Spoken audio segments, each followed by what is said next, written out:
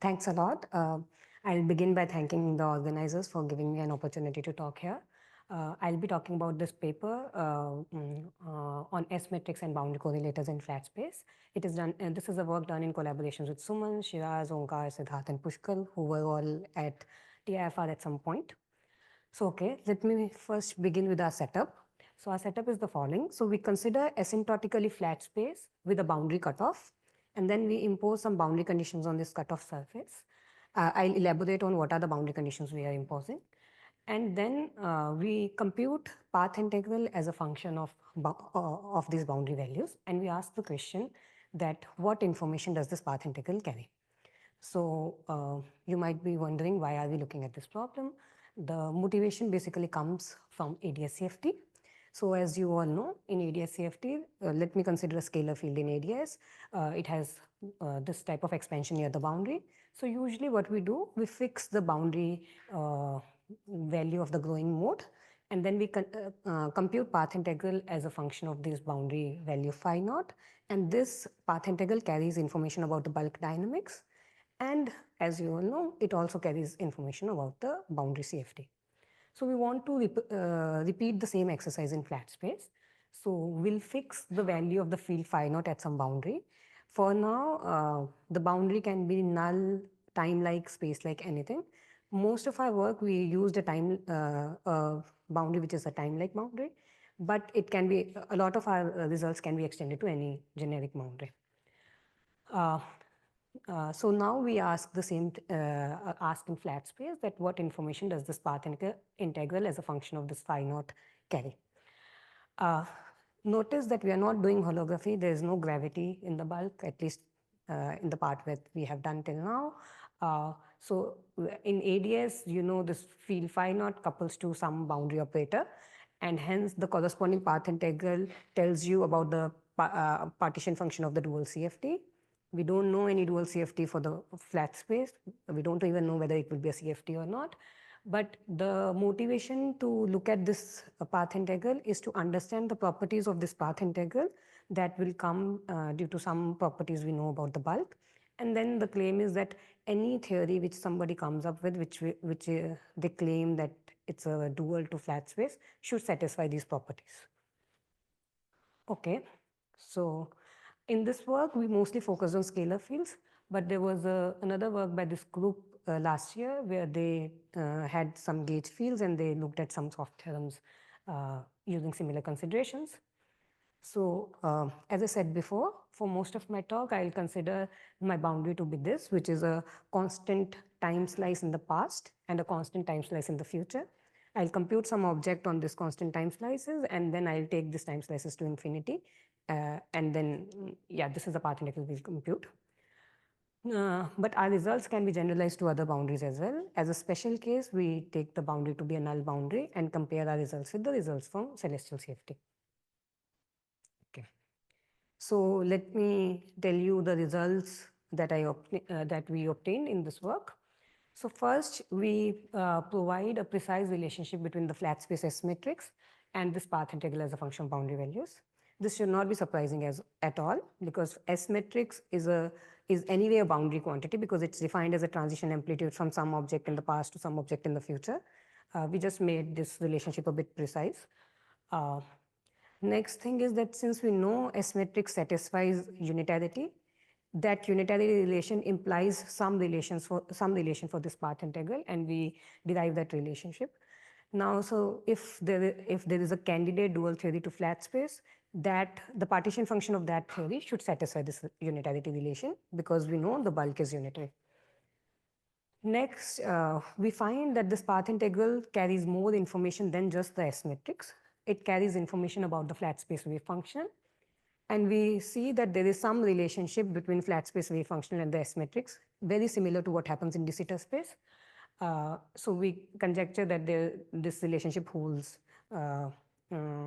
We did some tree level calculations, but we conjecture that it holds further. And it will be interesting to analyze this more. Next, we go on to understand the properties of this path integral. So we compute some boundary correlators using this path integral, both for massive as well as massless particles. And then we try to understand the analytic properties of these boundary correlators. Uh, for massless particles, we found that these boundary correlators have really nice properties. It is an analytic function with some singularities, which are very similar to bulk point singularity in ADS. We generalize it also to something called multi-bulk singularities, which will happen when the number of particles is larger than the dimension of the spacetime. And it turns out that similar to ADS, the coefficient, the residue at this bulk point singularity carries information about the flat space S matrix. Okay. So let's start with the first thing. So let me first show you how S matrix is a boundary observable. We begin with the LSC formula, which I don't think I need to explain to this audience, but so here G is the time ordered correlator, and this is our LSC formula. And here the F's are the mode functions which satisfy free equation of motion. So for flat space, you can just think of them as plane waves. And now I'm basically doing the derivation, which is the reverse of LSC derivation. So now you can notice that so there is this, these factors are corresponding to each incoming and outgoing particles respectively. So let's take one of these multiplicative factor. And this, this can be easily represented as a boundary term because we know F satisfies free equation of motion. So when you take this derivative inside, cross terms cancel. Then using the fact that F satisfies equation of motion, you basically get this factor. Hence, every term in this integral can be represented as a boundary term. So finally, you get that S matrix is, in a sense, just a boundary integral.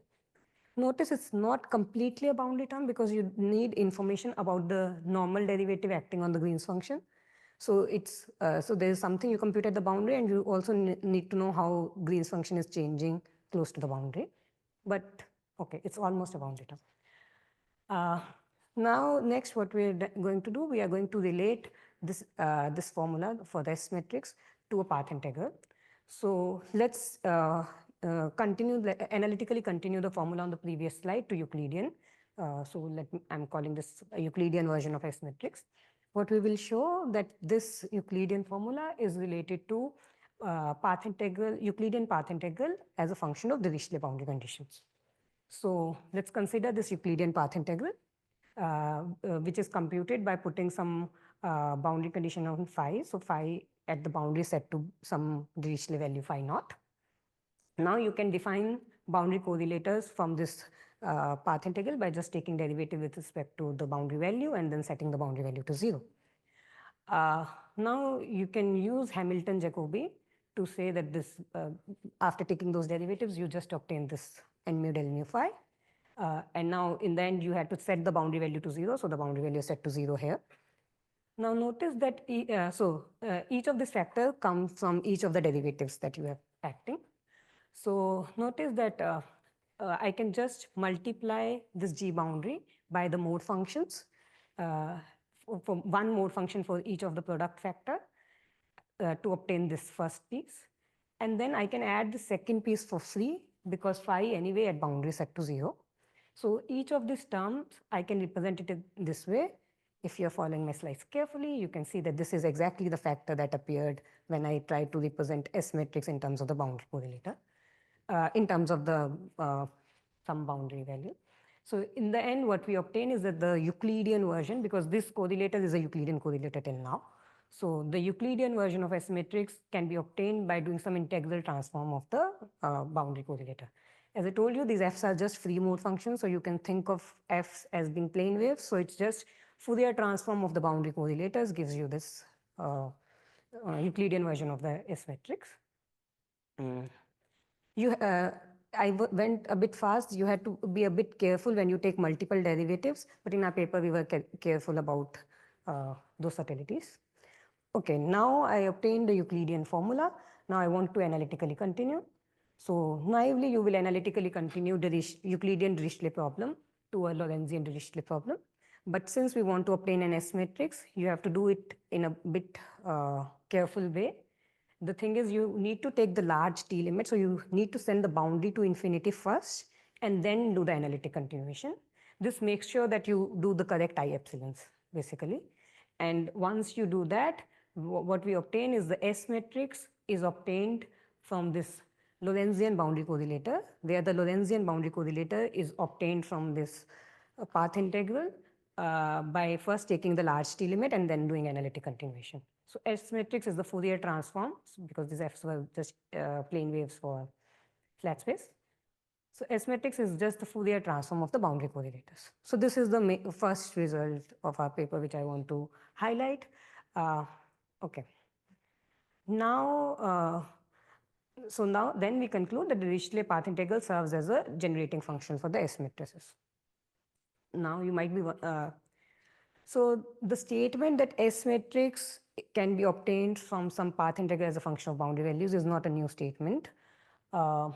In 1970s, these authors, they made a similar statement, but there are some subtleties in the differences in the boundary conditions that we are using. Basically, what they did was they computed on-shell action as a function of positive energy data in the past and negative energy data in the future, which you will think naive as the correct boundary conditions to compute S matrices. We, instead of this, we use Dirichlet boundary conditions because those are more generalizable to Euclidean space and to relate it to the known things in either de Sitter or radius space. So that's why we use Dirichlet boundary conditions. But then there are some similarities and some differences between their prescription and our prescriptions. The similarity is that all the quantities which obtain their maximum contribution from deep inside the bulk, they don't care much about the boundary conditions. So for all those quantities, both of us obtain the same results. And it turns out an S matrix is such a quantity.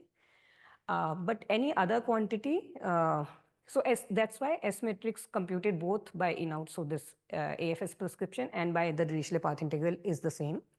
But the full on-shell action or the full path integral, of course, it depends on the boundary condition. So that is different. So there are other terms which are different between both the prescriptions, but the S matrix piece is same. We checked this carefully by taking into account all the boundary terms. Okay, so let's move further. So as I told you that from this path integral, you can obtain the S matrix, but apart from obtaining just the S matrix, there are other terms in this path integral which gives you more information. One of those terms is the flat space wave function. So it's obtained from this type of a diagram in the sense that now you were computing a path integral as a function of boundary values. You can choose to set boundary value in the past to 0 and put all your boundary insertions in the future. And this is basically computing a vacuum wave functional. This is what we compute in d theta. And this type of contribution is different in our prescription versus the AFS prescription. Basically, if you think of harmonic oscillators, since we are putting Dirichlet boundary condition on the field, so we are computing, in a sense, wave function in X basis. They are putting positive and negative energy boundary condition. They are computing it in the coherent space basis. But anyway, there is a way to relate both the answers. Okay. So we found that the wave function, similar to de Sitter space, carries a pole in sum over energies. For example, for Pfeiffer theory at tree level, we obtain this as the answer for the wave function, where beta bar are the boundary insertions, are the value of the boundary insertions. And as you can see, there is a momentum conserving delta function which is already there, but the energy conserving delta function is not there. It's because we have a boundary cutoff. And now you can basically try to relate this to S matrix in the sense that the coefficient of the pole, the residue, is related to the S matrix. One way to achieve that is you basically take some of these particles, some of the external insertion to the past, so make beta bars to beta. While doing that, you also make the energies to minus omega. Sorry, I had not kept I epsilon, there were some I epsilons here. But when you do that, the imaginary part of the wave function basically gives you the S matrix. So from wave function, one can obtain the S matrix. It's very similar to what is there in de Sitter in these papers. Okay. Next thing is unitarity. So we know as Stagger S is identity. What will this imply for our path integral? So I gave you a formula for our boundary correlator, how boundary correlator is related to the S matrix. So you can just use that formula again and we obtain this unitarity relation. So if there is a claim for the dual theory to S matrix, that partition function Z should satisfy this type of a condition. So this is basically you compute Z from going from here to here, then another Z you compute from going from here to back. These are two Zs, but they are just not attached together. There is a kernel that appears here, uh, and this kernel can be understood in terms of the kernel of the completeness relation of the coherent state. I don't have enough time, so I'll just skip this. Okay. So now we have established relationship between the path integral and the S matrix. Now we can go on to study the properties of this path integral itself. So let's study the boundary properties of the boundary correlators. Let's focus on the massless particles. So we want to compute a diagram like that. So you have some boundary insertions in the past, you have some boundary insertions in the future, and then you want to compute a diagram like this in which so G boundary will be product of bulk to boundary, so bulk to boundary correlators, and then you integrate over the bulk point. This is for a contact diagram. You can write a similar expression for other types of diagram as well. It turns out that the okay, I'll explain what is the singularity, but near the singularity, which is what we will be interested in, the boundary bulk to boundary correlator is related to the usual Green's function, usual massless Green's function in this simple way. But this relationship is not that simple away from the singularity. But since we will be interested near singularity, so we can use this relationship. Uh, so now, instead of computing G boundary, we can look at the properties of full G because usual Green's function, and then the usual Green's function, usual correlator, we can just apply some derivatives later on, and then the results will be similar. So as you all know, the usual Green's function, the Euclidean Green's function is given for massless particle is given by this.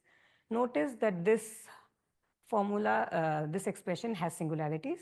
So G has poles whenever one of these xi minus y whole square. So whenever any of the external insertion becomes light-like separated from the bulk point.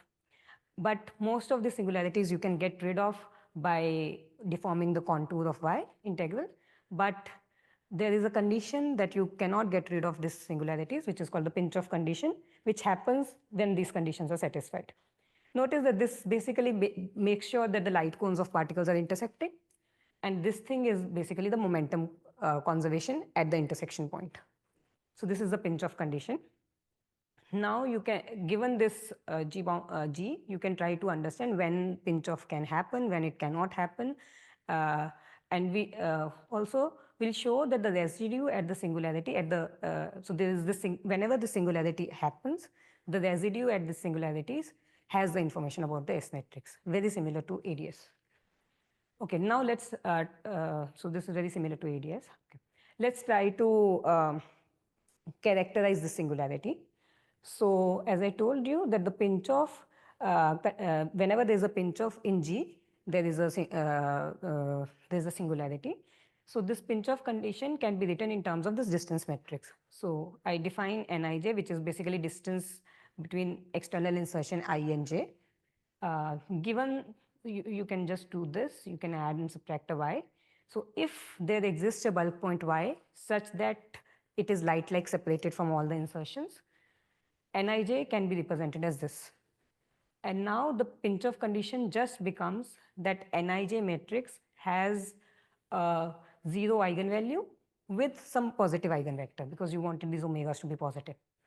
So if there is a bulk point which exists, which is light-like separated from all the insertions, pinch-off condition is understood only in terms of the 0 eigenvalues and eigenvectors of the distance matrix. Actually, you can also prove the reverse. If there are 0 eigenvalues and eigenvectors of this and positive eigenvectors of this matrix, there will always exist a bulk point y. Now you can ask, what is the codimension of this singularity? So you can ask the question that given a generic set of xi's, obviously G is not singular for any generic set of xi's, how many tunings you need to do to these external insertions so that G becomes singular? And we call this thing as the codimension of singularity. So you need to understand how many conditions there are so that the light cones of these particles intersect in a momentum conserving way. This codimension depends on the number of insertions and the dimension of space-time. And it turns out that whenever the number of insertions is less than d plus 1, less than equal to d plus 1, the codimension is 1. But whenever it is more than d plus 1, it's m minus d. Uh, this all this analysis should be generalizable to ADS. So in ADS, people have mostly worked on C is equals to 1 case, but there are these other singularities that also exist, which we call multi-bulk singularities. In our paper, we characterize the location of these singularities and also how the space of these singular surfaces. Now, you can ask another question. Given a set of insertions such that G was already singular, thank you. Do you get information about one S matrix from that G, or you get information about multiple S matrices? One easy way to think about it is the following. So if you have a G which is computed by some some insertions which can meet in a momentum conserving way, if you just scale the momentum, the particles will again intersect at the same boundary locations. So any S matrix, any G carries information about multiple S matrices, which are related by just scaling of the momentas. But are there any other non-trivial way that it's related? It turns out that again, the answer to this question depends on the number of insertions and the dimension of space-time. And whenever the number of insertions is less than d plus 1, it carries information about one S matrix up to these scalings. I'm not counting these extra scalings of overall scaling of all the momentas. When m is greater than d plus 1, it carries information about m minus d S matrices. Voila, this is same as the codimension of the singularity. So you need to do m minus d number of tunings to reach a singular surface. The way you do tuning will tell you which S matrix you will obtain from this G. Okay. So finally, I'll just summarize whatever I told you about massless particles. So we find that for massless particles, G is an analytic function in the space of boundary insertions with some pole type singularities. This singularity exists on a codimension 1 or a greater than 1 surface in the space of boundary insertions. The location of these singularities can be characterized in terms of boundary distance matrix. So without any information about the bulk point, you can characterize it by just looking at this matrix Nij. And the residue at these singularities carry the information about the flat space S matrix. So there are now two ways to extract S matrix from this G. I hope you all remember the first formula I showed you on my slides, which is basically the G. If you do Fourier transform of the G, then you can get flat space S matrix. So therefore, you can just multiply the G we obtained by some mode functions and integrate, essentially do the Fourier transform to obtain S matrix. Or you can just look at the coefficient of the singularity, and you have to strip off some extra factors, but after stripping off those factors, the coefficient of singularity gives you the S matrix. Okay. So now let me comment briefly on the relation with celestial CFT. So in celestial CFT also, people compute boundary correlators on the celestial sphere. So as a special case, in Minkowski spacetime, we can take our boundary instead of being a minus t and plus t slice, we can take it as a null boundary, and we can ask whether these properties hold. It turns out these properties still hold. So our G boundary is still an analytic function with pole type singularities, and the coefficient of singularity giving you the S matrix. The nice thing what happens is as some of you might know that in celestial CFT, let's say if you have a 4-point correlator, the correlator is distributional. So it's a delta function. It's not an analytic function. But it turns out that the location of our singularities is same as the location of the delta function. So this can be maybe thought of as a way of resolving this singularity. Actually, a few days ago, there was this paper which basically relates our correlator to the celestial CFT correlators. In last 3-4 minutes, let me just talk briefly about the massive particles. Again, now you can do, again, you have to do this type of calculation for the boundary correlator for the massive particle. But the relation between the bulk to boundary correlator and the full and the usual Green's function, this is valid to leading order for massive particles always. And where G is just this for massive particles. And then you can perform this Y integral by doing the saddle point approximation. The saddle point equation gives you the momentum conservation equation. So the equation which appeared as a pinch-off condition for massless particles appears as a saddle point equation for massive particles. And after doing this saddle point, you get the following formula where this S is the S matrix. So again, there are two ways to extract the boundary S matrix. One is you do the Fourier transform, you multiply by more functions and integrate. And second is that you strip off these extra factors that we had, strip off these extra factors, and then so you define your boundary operators by stripping off these extra factors, and then compute S matrix. But this stripping off is non-local. I'll elaborate if somebody asks me a question later on. So it's a bit different than what we do in ADS. Okay. So let me flash our results again. So what I have hopefully convinced you is that S matrix can be thought of as a boundary observable, and it can be related to path integral as a function of boundary values. S matrix unitarity provides a non-trivial constraint on this boundary path integral. And we then argue that flat space wave function and the S matrix can be related by some analytic continuation. We do not understand this very well, but we just saw it on the level of calculation. Then we analyze the properties of boundary correlators, both for massive as well as massless particles. For massless particles, they exhibit structures like bulk point singularity and multi-bulk singularities. Some future directions or some things to think about. Can we understand asymptotic symmetries as some symmetries acting on this boundary action? Can we understand the relationship between the wave function and S matrix as a crossing? Because both of these come from some Euclidean action. So at the Euclidean level, it looks like crossing, but I'm not sure if that can be done.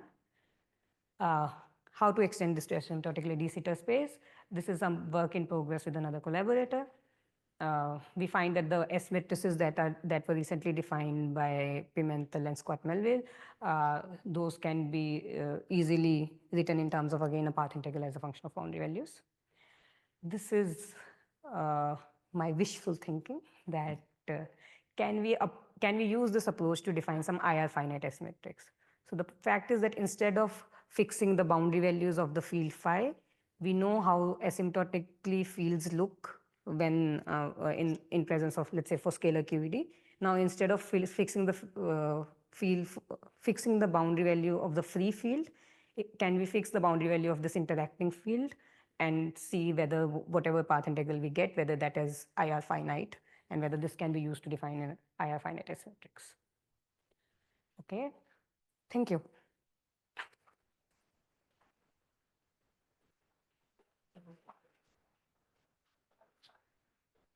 Thank you for the interesting talk. Questions?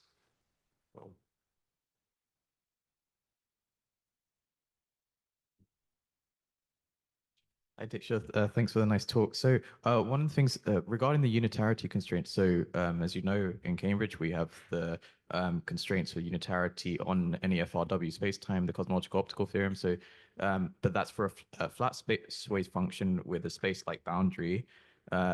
Is the unitarity constraints that you have here also consistent with that? So the point is, I do not understand the de Sitter unitarity constraints very well, because they are mostly empirical, that you do some calculation and you find that higher point amplitude is related to a lower point amplitude. Here we started with a unitarity relation for S matrix, which we know, and from there we derived. I don't know how this derivation will go through in de Sitter, because I don't know a starting relation in de Sitter. Then the constraint should hold for any FRW, so including flat. Yeah, for flat space, this is that unitarity. Basically, if you look at the level of diagrams, it will give you the usual cutting rules. Okay. Yeah. Okay. We are using that as a. Thank you. Yeah. Hi, thanks for the great talk.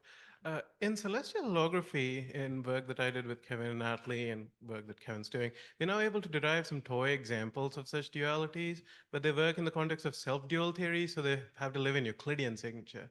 Now, do you have any I think you did. Do you have any concrete suggestion for how to define the S matrix as a boundary value problem while staying in Euclidean signature, say Euclidean R4, asymptotically R4 type spacetimes? Yeah, so in the so the first formula that I saw, which was I wrote it as Euclidean S matrix.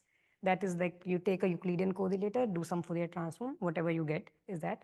But those things I don't think will have momentum conserving this delta function, this energy conserving delta function, because you will have some delta of sum over I omega I instead of omega 1 plus omega 2 minus omega 3 minus omega 4, let's say for a 4-point function. So I don't know whether we can call it an S matrix, whether this unitarity and all, which are very Lorentzian properties, whether those can be understood. But I think that can be a starting point, that you compute a boundary correlator, Euclidean boundary correlator, do this Fourier transform, and see whether the object you get has some nice properties. So I was actually just asking, so like, where is the boundary in Euclidean? In So that boundary, path of so for Euclidean, the boundary is any, it can be any shape of any surface as long as it's far away. Like some three sphere at Yeah, infinity? yeah, that any kind three of sphere thing? at infinity, yeah. Okay, and is there some celestial sphere analog there as well? Or that's just can't be analytically continued? I don't know, yeah. No? That I Okay. don't know, yeah. Well, thanks. Thank you.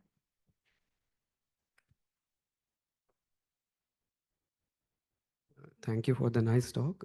I was just curious if there is a way to use this formalism to relate S matrices with out of time ordered boundary correlators, similar to how Simon does it. Maybe that's what you were referring to in your second point.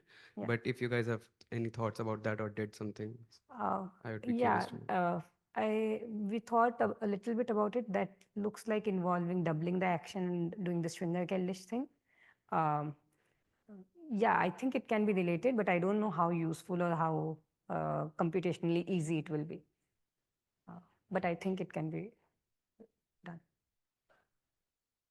Any other questions?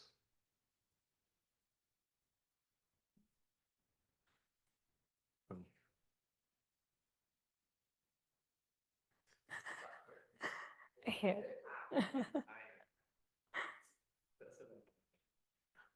Yeah, so when you were saying the relation to celestial CFT, does the idea of it looking like a CFT in terms of the dimensions of the operators only happen at when there's a null boundary, or does it also look like that when there's other like space-like boundary as well? No, we don't see any properties of CFT appearing in the way we are doing it. Okay. Because yeah, there are a lot of some known local features and all, but in the way we are seeing it, I'm not able to see any conformal properties or anything. We will still have those asymptotic symmetries, but now they are acting a bit differently. There are some symmetries of this action. They look like Virasoro algebra only when you take this null boundary. Only a null boundary. Yeah. Okay. Okay, that makes sense. Okay, thank you. Okay, let's thank Diksha again.